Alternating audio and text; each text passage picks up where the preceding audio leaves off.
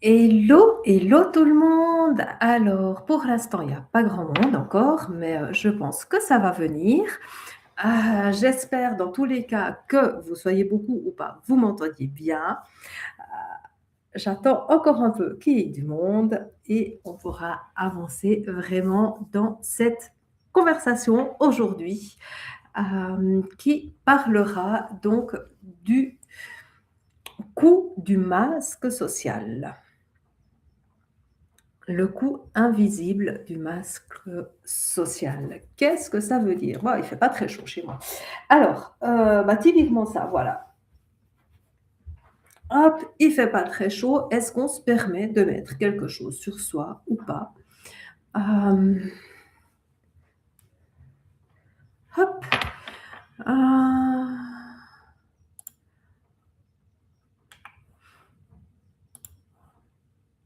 je vous mets un petit mot à tous ici.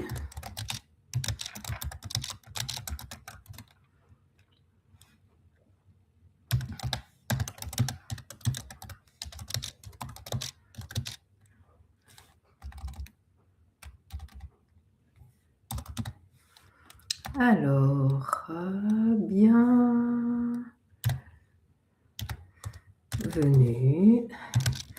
que vous soyez en direct ou en différé.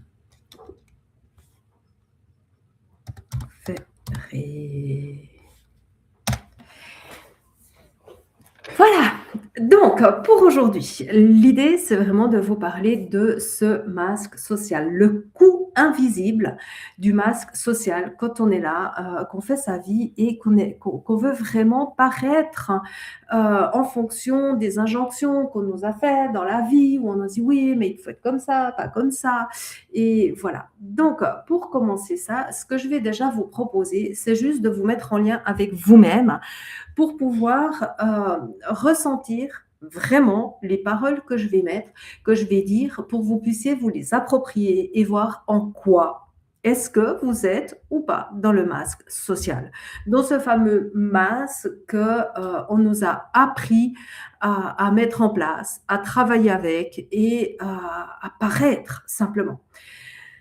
Donc vraiment, je vais vous encourager à vous positionner agréablement sur votre chaise, plutôt droite, droit, pour pouvoir vraiment respirer par le nez et laisser descendre la respiration, l'inspiration jusque dans les poumons, le ventre, mais vraiment jusque dans votre bassin. Et l'idée, c'est de faire 2, 3 fois ça pour vraiment ressentir cette inspiration.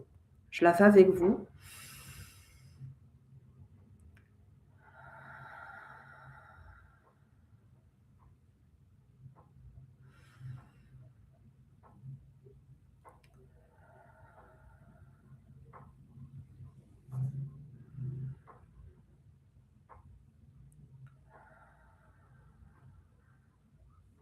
Et déjà, juste avec ça, de sentir comment c'est dans votre corps, comment vous vous sentez, quels sont les endroits plus détendus, les endroits plus tendus, comment ça se passe, comment vous le vivez, en quoi c'est intéressant pour vous et vraiment d'être là-dessus. Maintenant que vous avez pris ce contact avec vous-même, on va vraiment aller comprendre ce nœud qui peut se passer. Ce nœud de l'isolement.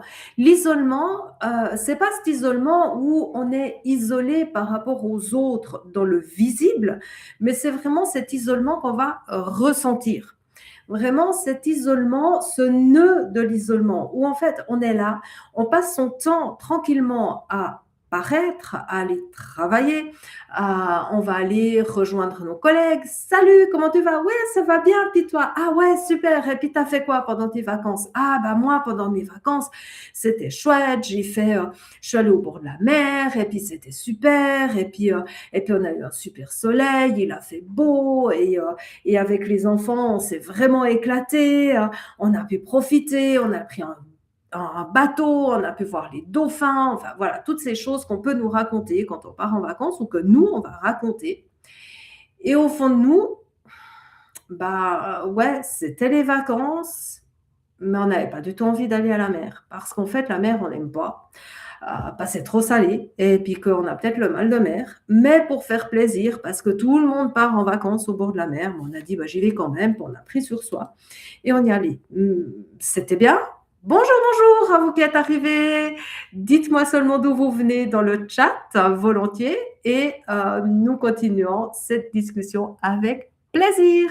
Donc, je parlais justement par rapport à ça des vacances. Quand on parle des vacances, qu'on va dans un endroit où on a envie d'aller et qu'on ne peut pas y aller dans cet endroit. Donc, qu'est-ce qui va se passer? On est là et on en profite, mais pas autant. Pas autant qu'on aurait souhaité, parce que très franchement, on aurait voulu être ailleurs. On aurait voulu être dans un endroit qu'on apprécie plus, peut-être la montagne, peut-être aller marcher quelque part. Mais on nous a dit que c'était bien d'aller à tel endroit. C'était l'endroit à la mode, donc on y va. Et au final, on se sent un peu seul. On se sent un peu moins compris, moins bien compris. On fait bonne figure, on garde le sourire, on reste joyeux.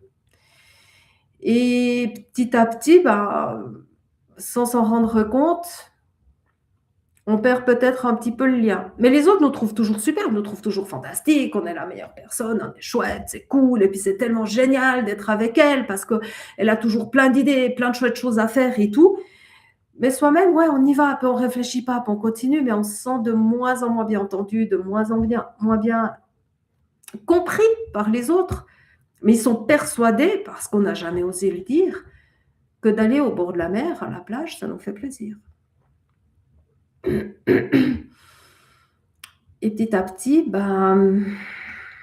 on va commencer de s'éloigner de ces gens. Pas physiquement forcément, mais dans notre compréhension de l'autre, parce qu'on a l'impression qu'ils ne nous comprennent pas. Parce qu'on a l'impression qu'ils ne font pas attention à nous. Parce que si vraiment ils nous aimaient, ils sauraient. Et puis on n'irait pas chaque année là-bas au bord de la mer où au final, je ne prends pas plaisir. Et puis de temps en temps, on ferait des vacances ailleurs où on va marcher à un autre endroit. Parce qu'ils me comprendraient. Si même ils me comprennent, ils savent qui je suis. Ils me connaissent, je leur ai déjà parlé. Mais en fait, non, on ne leur a pas parlé. Parce qu'on a appris depuis enfant d'être gentil, de faire comme on nous a demandé de faire, d'être là, de dire oui. À mauvaise fortune, bon cœur. Donc on garde le sourire. Et petit à petit, oui, ce lien, il peut gentiment s'effilocher. Mais ce n'est pas le lien à l'autre qui s'effiloche. C'est le lien envers nous-mêmes, envers soi, envers le respect qu'on a envers soi, envers notre être profond, envers cette personne qu'on connaît, qui est nous-mêmes, qui est soi-même, qu'on connaît profondément, et qu'on n'a pas écouté. Et si on l'a écouté, on lui a dit non, mais c'est bon, on fera ça la prochaine fois. Mais on se l'est dit à soi-même. Oui, je lui en parlerai. Oui, je lui le dirai. Mais on ne le fait pas. Et on ne se parle pas à soi. On n'ose pas se le dire à soi-même. Cette année, non. En fait, cette année, j'aimerais faire autre chose. J'aimerais faire autrement parce que j'aimerais m'écouter moi. Et moi, ce qui est important pour moi, c'est ça. Alors voilà, on ne va pas oser le dire parce qu'on aura peur que ça casse le lien, que ce ne soit pas correctement comme vraiment on aimerait que ce soit. Peut-être que si on le dit, mais est-ce que l'autre, il m'aimera quand même? Est-ce que ça continuera? Est-ce que si je dis à mon patron que, en fait, le travail qu'il me donne, c'est pas ce qui était prévu au départ et que j'apprécie pas ça, est-ce qu'il va me garder quand même? Ou est-ce qu'il va me mettre à la porte? Il va trouver un prétexte pour me mettre à la porte. Est-ce que si je me permets vraiment de dire, ça va changer quelque chose? Et si j'enlève ce masque au final? Et si je me permets de l'enlever? Qui va en pâtir? Est-ce que vraiment quelqu'un va en pâtir? Ou est-ce que ce sera mieux après? Et si j'essayais de l'enlever, ce masque? Et si je me permettais de dire ce que j'ai vraiment au fond de moi, ce que j'ai vraiment envie de vivre? Qu'est-ce que ça va faire? Qu'est-ce qui risque de se passer? Bah, peut-être que le lien avec moi-même, je vais le retrouver. Et je me sentirai beaucoup mieux avec ce lien. Plus profond, plus vrai, plus authentique, plus tranquille.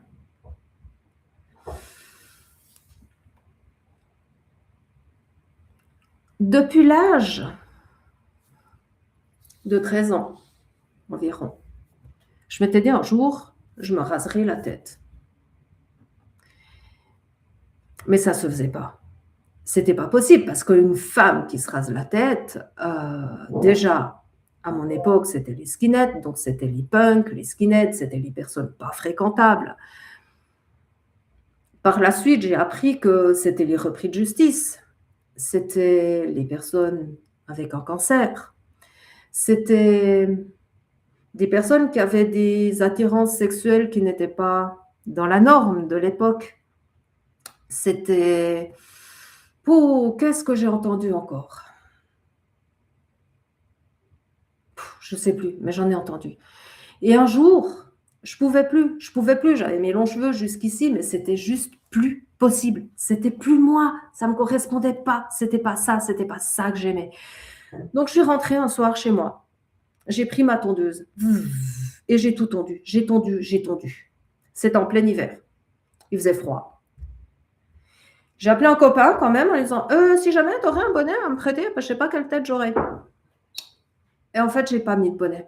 J'ai absolument pas mis de bonnet et je suis partie. Et j'ai découvert mon crâne d'une autre manière, complètement différent. Des sensations que j'avais jamais vécues jusque-là. Alors, en soi, c'était intéressant, étonnant, un peu bizarre aussi. Et le plus bizarre, ça a été quand je me regardais dans le miroir, parce que passer des longs cheveux là, à rien du tout, et vraiment quand je vous dis rien du tout, même ici sur les côtés, il y en a encore beaucoup. J'avais vraiment mis la tondeuse à zéro et puis on y va. Et chaque fois que je passais devant le miroir, c'est ah non, c'est vrai, c'est moi. Alors, c'était pas aussi radical à voir, seulement, voilà, il y avait ce petit parce que j'ai fait un changement radical. Le soir, j'avais les longs cheveux, le matin, je me suis réveillée, j'avais tout tondu, donc plus de cheveux. Donc forcément, le visage, il change un peu. Certaines personnes, quand je suis retournée le lendemain au travail, au même travail que j'étais le jour avant, ne m'ont pas reconnue. Je t'avais pas reconnu, c'est toi? Oui, c'est moi, c'est toujours moi. Une autre personne m'a vue de dos. Elle est arrivée vers moi, elle m'a dit: «Je t'ai jamais vue aussi féminine que ça, jamais», alors que je n'avais plus de cheveux. Et j'ai eu, une fois que ça a été fait, différentes remarques. «Ah, tu osé! Mais comment?» J'ai eu des personnes qui m'ont dit: «Tu es malade», des personnes qui m'ont dit: «Tu étais en prison», d'autres personnes qui m'ont dit: «Oui, mais sans les cheveux, c'est pas féminin». J'ai dit: «Ah bon?» J'ai pourtant quelqu'un qui m'a dit qu'il m'a jamais vue aussi féminine que ça. Est-ce qu'à ce moment-là, je regrette ma décision? Je vais chercher une perruque? Ou j'admets que moi, je me sens beaucoup mieux comme ça? Et tant pis pour les autres, ce qu'ils disent, ce qu'ils pensent. Je veux plus avoir ce masque de la féminité, c'est les longs cheveux. Non, parce que ça me correspond pas. C'est pas moi. Vraiment pas. C'est pas moi du tout. Donc, ceux à qui ça plaît pas, c'est pas grave. Ceux à qui ça plaît, c'est OK aussi. Et là, j'ai retrouvé un lien avec moi-même. J'ai retrouvé un lien déjà plus profond avec moi-même. Et j'ai découvert que les personnes autour de moi me redécouvraient encore plus en profondeur dans qui j'étais. Ce qui fait qu'il y a un masque qui est tombé. Ce masque de il faut être comme ça pour être féminine. Il faut se tenir comme ça. Il faut, il faut, il faut. Donc vraiment, je me suis laissée aller dans qui j'étais. Il m'a fallu de 15, enfin je vous avais dit, vers à peu près 13 ans, j'avais pris cette décision. Je l'ai fait, j'avais une trentaine d'années. Donc à peu près 15 ans de cheminement pour faire ce pas-là. Une fois que j'ai fait ce pas-là, j'ai découvert qu'il y avait plein d'autres pas que je pouvais faire. Dire les choses. Ne plus ravaler ma langue, ne plus ravaler ma salive quand j'avais quelque chose à dire. Oser le dire. Enlever aussi ce fameux masque de tourne ta langue 7 fois dans la bouche avant de dire quelque chose, tu pourrais blesser. Non, je vais dire ce que je ressens en disant les choses diplomatiquement pour que la personne comprenne que c'est ma vision. Ça ne veut pas dire que c'est la vérité. C'est ma vision, c'est ma réalité et que par rapport à ça, moi, je me dois de la respecter. On est 8 milliards de personnes sur la planète aujourd'hui. Ah, forcément, il y a quelqu'un qui va apprécier ce que je dis, il y en aura qui n'apprécieront pas. Et c'est OK. C'est vraiment OK. Pour vous, aujourd'hui, par rapport à ce que je vous ai dit là, aujourd'hui, vous auriez une chose. Vous dites, ça fait des années que j'aimerais le faire, mais je n'osais pas. Je n'osais pas. Qu'est-ce que c'est? Notez-le en commentaire si vous voulez, volontiers. Comme ça, j'ai un petit peu vos retours aussi. Ou notez-le sur un papier. Et dites-vous très profondément, sérieusement, qu'est-ce que ça changerait pour vous d'oser le vivre maintenant? De dire, maintenant, je prends la décision de le faire. Voilà, c'est décidé, c'est aujourd'hui, c'est comme ça. J'ai toujours voulu me peindre les ongles en bleu, ben aujourd'hui, je le fais. Alors, pour certaines personnes, ça paraît aberrant parce que c'est super facile. Pour d'autres personnes, c'est impensable de se faire les ongles en bleu. Quand je me suis coupé les cheveux, sûrement que d'autres femmes l'avaient déjà fait avec moi. Peut-être pas. Tout dépend de ce qu'on a vécu de notre vie. Seulement, une des choses de ce que j'ai réalisé avec ma propre vie, avec mes accompagnements, c'est vraiment que ce lien à soi-même se renforce. Il devient de plus en plus grand et par effet collatéral, les liens avec les autres personnes deviennent aussi plus vrais, plus profonds, plus forts. Vraiment plus présents, plus forts, parce que les gens savent exactement qui ils ont en face. Et ça les aide aussi à pouvoir se montrer totalement qui ils sont en face de nous. Après, on apprécie ou pas. Voilà. Regardez maintenant chez vous. Prenez 1 minute ou 2, juste pour vous poser et vraiment vous dire, qu'est-ce qui aujourd'hui est la chose que je me refuse depuis des années, qui n'est pas quelque chose de l'extrême, je ne vais pas risquer ma vie en le faisant, mais que je me refuse de faire parce que les injonctions de la vie me disaient qu'ils ne sont pas à faire. Et donnez-vous un temps, une date à laquelle vous vous promettez de le faire.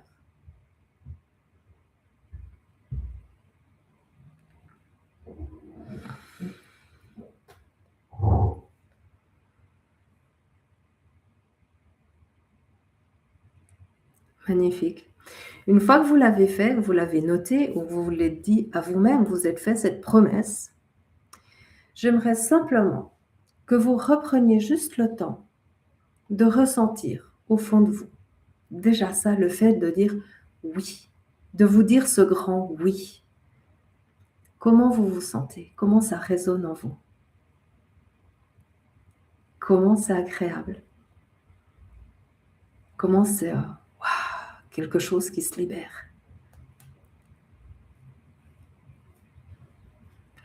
Il y a peut-être une petite crainte, une petite peur. Moi, c'est ce que j'avais ressenti quand j'avais décidé de couper mes cheveux. Il y a une petite crainte, une petite peur. Et en même temps, je me disais, c'est aujourd'hui. C'est aujourd'hui, je dois le faire, c'est comme ça. Et il n'y avait plus rien qui pouvait me retenir. Plus rien du tout. Est-ce que vous ressentez aussi ça? Génial.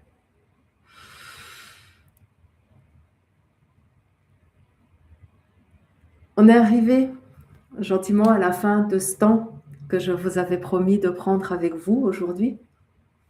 Donc vraiment, je refais le tour, c'est prendre déjà le temps d'inspirer pour se mettre en lien avec soi-même. Observer la vie, les choses qu'on nous a dit, qu'on nous a pas dit, ce qu'on se donne le droit de faire ou pas, par rapport aux personnes qui sont autour de nous, par rapport à nous-mêmes aussi.